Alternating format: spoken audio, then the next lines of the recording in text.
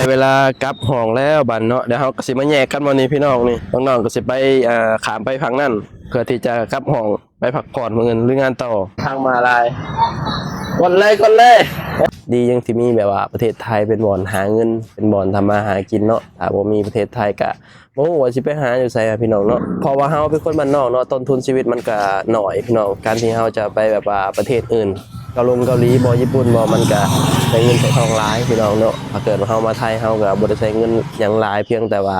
เอาความตั้งใจหรือเอาความอดทนเอาความขยันมาเท่านั้นเองเนาะ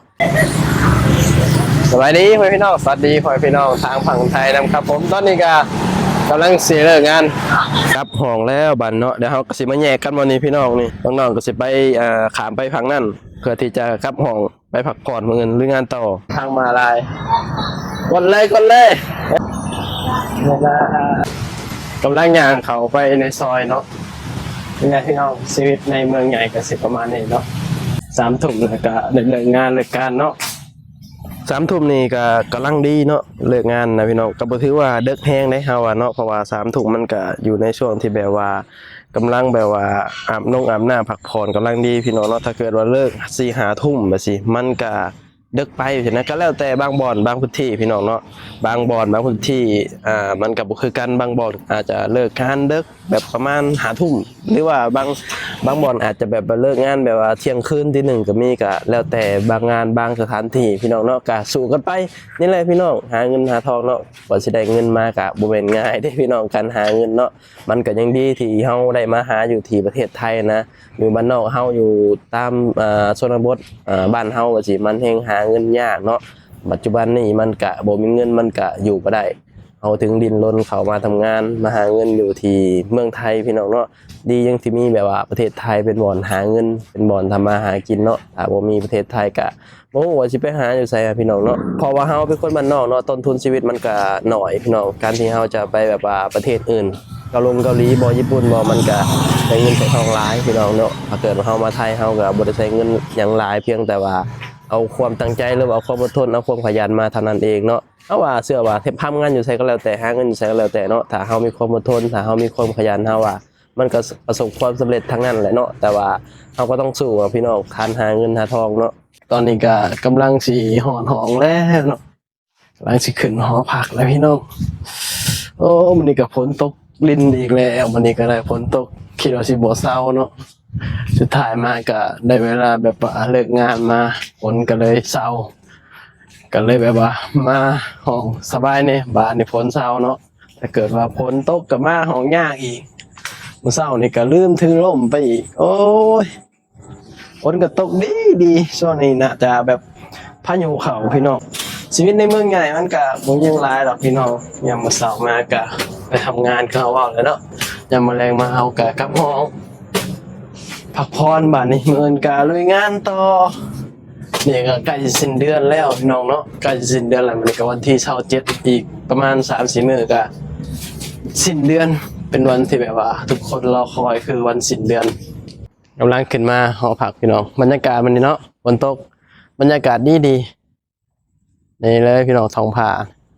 อยู่ประเทศไทยเนาะกลางคืนมันยังเห็นได้มาท้องผ้าเจออยู่พี่น้องเนาะเพราะมันมีแต่ภัยแบบส่องขึ้นแบบว่าเทิงผ้าสินะถ้าเกิดอยู่บ้านนอกเฮานี่ประมาณ 19:00 นี่โอ้ยมืดตื้อๆแล้วบ่เห็นแล้วบ่เห็นหยังแล้วเนาะแต่ว่าอยู่ไทยกลางคืนก็ยังแนมเห็นท้องผ้าอยู่เมืองนี้พี่น้องประมาณนี้เนาะชีวิตในเมืองใหญ่แต่ละมื้อแต่ละเดย์ก็บ่มีหยังหลายยามมื้อเช้ามาเฮาก็เดินทางไปทำงานยามมื้อแลงมาเฮาก็กลับหอก็วนเวียนอยู่แบบนี้แหละพี่น้องเนาะแล้วก็มื้อนี้ก็รู้สึกว่าวันที่20กว่าแล้วเนาะใกล้จะสิ้นเดือนแล้วพี่น้องเนาะก็ถือว่าเป็นวันที่แบบว่าหลายๆคนแบบว่ารอคอยวันสิ้นเดือนเนาะเพื่อที่จะแบบว่าได้เงินรับเงินเดือนกันแบบนี้นะบางคนก็อาจจะแบบว่ามีแบบว่ามันจังได๋แบบมีส่งกลับบ้านกับหยังก็แล้วแต่คนแล้วแต่แต่ละครอบครัวพี่น้องเนาะการมาหาเงินอยู่ประเทศไทยก็ขึ้นอยู่กับแบบว่าปัจจัยหลายอย่างแหละพี่น้องการที่เฮามาหาเงินเนาะบางคนแบบมาก็อยากได้นั่นได้นี่แล้วก็สร้างบ้านสร้างหยังแล้วก็สร้างครอบครัวเนาะหลายคนก็แบบอยากประสบความสำเร็จนั่นแหละแต่ว่าถามว่าเฮาถ้าเกิดว่าเฮาสิประสบความสำเร็จได้นี่เฮาก็ต้องแบบว่ามีระเบียบวินัยกับตัวเองค่อนข้างที่จะหลายพี่น้องการหาเงินเนาะเฮาก็คนหนึ่งแหละ เฮาพยายามที่จะแบบว่ามีระเบียบวินัยกับตัวเองอะนะเวลาใส่เงินใส่หยังเฮาก็ประหยัดเอาอันใดที่มันแบบว่าบ่จำเป็นอันใดที่มันจำเป็นเฮาจังซื้อไปสินะถ้าเกิดว่าเฮาซื้อ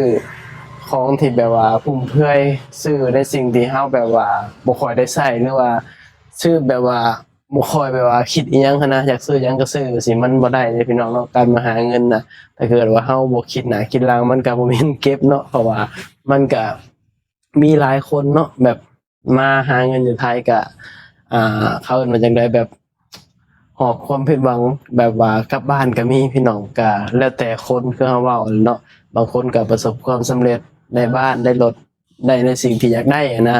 แต่บางคนก็อาจจะผิดหวังเพราะว่ามันก็คืออย่างเขาบอกว่ามันก็ปัจจัยหลายอย่างเนาะการมาหาเงินถ้าเกิดว่าเราอยากมีเงินเก็บอะนะบางทีบางคนมานี่อาจจะแบบว่ามีแบบค่าใช้จ่ายทั้งบ้านหลายบ่แบบสิเนาะบางคนมาแบบว่าบ่ตั้งใจเก็บเงินบ่แบบสิมันก็บ่มีเงินเก็บพี่น้องเนาะคืออย่างเขาเว้าเนาะว่ามันปัจจัยหลายอย่างเด้พี่น้องการมาหาเงินน่ะถ้าเกิดว่าเราบ่สู้บ่อดแบบอันนี้ล้อเนี่ยมันบ่ได้มาหาเงินน่ะเนาะถ้าเกิดว่าเราแบบว่าใช้จ่ายแบบบ่แบบว่าเขาเอิ้นว่าจังไดแบบบ่แบบว่าระมัดระวังหรือว่าแบบบ่ตั้งใจเก็บหรือว่าแบบว่าบ่มีระเบียบวินัยกับตัวเองนี่เราก็บ่มีเงินเก็บพี่น้องเพราะฉะนั้นแล้วก็ต้องมีระเบียบวินัยกับตัวเองค่อนข้างที่จะหลายเวลาเราซื้อของใช้จ่ายโน่นนี่นั่นแบบนี้นะที่สำคัญเลยเนาะก็คือแบบว่าต้องแบบว่าบริหารเงินให้เป็นแบบนี้นะต้องแบ่งสัดส่วนเงินนะพี่น้องหมายถึงแบบว่าเวลาเงินออกมาเนาะสมมุติว่าเงินเดือนเราแบบว่า14,000 15,000สิเราก็ต้องแบ่งแล้วว่าอันนี้เราใช้อันนี้เราจ่ายแล้วก็อันนี้เราแบบว่าเฮ็ดหั้นเฮ็ดนี่ฝากเข้าบ้านหรือว่าจังไดก็แล้วแต่เราต้องแบ่งเนาะแล้วก็ส่วนเก็บเราก็ต้องเก็บแบบนี้ถ้าเกิดว่าเราบ่แบ่งนี่แน่นอนพี่น้องเนาะมันบ่มีเงินเก็บเพราะเราเห็นหลายคนเด้แบบว่ามาหาเงินอยู่ประเทศไทยแล้วแบบว่าคิดแบบว่าแบบคือเหลือเท่าไรก็เก็บแบบนี้นะคือจริงแล้วมันบ่เหลือดอกพี่น้องเอาจริงๆเนาะถ้าเกิดว่าเราสิใช้จริงๆอะมันบ่เหลือถ้าเกิดว่าเราบ่แบบบ่แบ่งเก็บอะมันบ่ได้เนาะเราต้องแบบแบ่งเก็บเท่านั้นมันถึงจะได้ถ้าเกิดว่าเราบอกว่าใช้ส่ำใดก็ส่ำนั้นแหละแบบมันเหลือจังเก็บจังซี่คือมันบ่เหลือแน่นอนการใช้เงินเนาะก็คืออย่างที่ทุกคนรู้แหละการใช้เงินนี่มันแบบคือมันม่วนอะนะคือแบบว่าอยากได้หยังก็ซื้อไปสิมันม่วนแต่ว่าถ้าเกิดว่าเราบ่แบ่งเก็บอะมันบ่ได้เก็บพี่น้องเพราะฉะนั้นแล้วก็ต้องแบ่งเก็บแล้วก็ต้องแบ่งจ่ายเนาะว่าอันใดแบบจ่ายอันใดเก็บอันใดแบบว่าพากลับบ้านหยังก็ว่ากันไปไม่ใช่เนาะแต่ว่าทุกคนก็ต้องแบบบริหารเงินให้เป็นอะนะทุกคนก็ต้องแบบว่าแบบค่าใช้จ่ายก็ต้องแบบว่าอันใดที่มันแบบบ่จำเป็นอะไรที่มันฟุ่มเฟือยเราก็ควรที่จะลดเพราะฉะนั้นถ้าเกิดว่าผู้ใดเฮ็ดสิ่งที่เราเว้ามาทั้งเบิดบ่ได้นี่ก็แน่นอนมันบ่มีเงินเก็บพี่น้องเนาะถ้าเกิดว่าเราแบบว่ามาแล้วเรามีเป้าหมายเราแบบอยากได้บ้านอยากได้รถแบบสิเราก็ต้องมีระเบียบวินัยกับตัวเองค่อนข้างที่จะสูงแล้วแหละเนาะเพราะว่ายุคสมัยนี้คือหยังเขาเว้าอีหยังมันก็แพงเนาะทุกสิ่งทุกอย่างมันแบบว่ามันแทบจะขึ้นราคาเบิดไปเสียเพราะฉะนั้นแล้วมาหาเงินเราก็ต้องสู้ก็ต้องตั้งใจหาเงินแล้วก็ตั้งใจเก็บเงินแล้วก็ต้องมีระเบียบวินัยกับตัวเองให้หลายๆเนาะคลิปนี้ก็บ่ยังหลายพี่น้องตอนนี้ก็สิเข้าห้องแล้วสิไปหาน้ำพักผ่อนแล้วก็มื้ออื่นก็ลุยงานต่อมันบ่ยังหลายแล้วพี่น้องประมาณนี้แหละชีวิตคนเฮาเนาะก็วนเวียนอยู่แบบนี้แหละเขาสร้างเฮามาแบบนี้พี่น้องก็สู้เนาะสำหรับคนที่แบบว่ามาหาเงินอยู่ที่ประเทศไทยหรือว่าแบบว่ามาตามหาความฝันไปสินะหาเงินหาทองเพื่อครอบครัวเพื่อคนที่รักทั้งบ้านแบบให้คนทั้งบ้านมีอยู่มีกินไปสินะพี่น้องเนาะสิ่งเดียวที่เฮาเฮ็ดได้ก็คือความอดทนกับความพยายามพี่น้องเนาะเพราะฉะนั้นแล้วก็ต้องอดทนแล้วก็พยายามสู้พยายามตั้งใจหาแล้วก็ตั้งใจเก็บเนาะพอกันคลิปหน้าเด้อพี่น้องตอนนี้ก็สิได้เข้าห้องอาบน้ำมันยังแล้วบาดนี้เนาะฝากพี่น้องเข้ามาให้กำลังใจแล้วก็กดติดตามมันเด้อเอาไว้พอกันคลิปหน้าสบายดีสวัสดีครับผม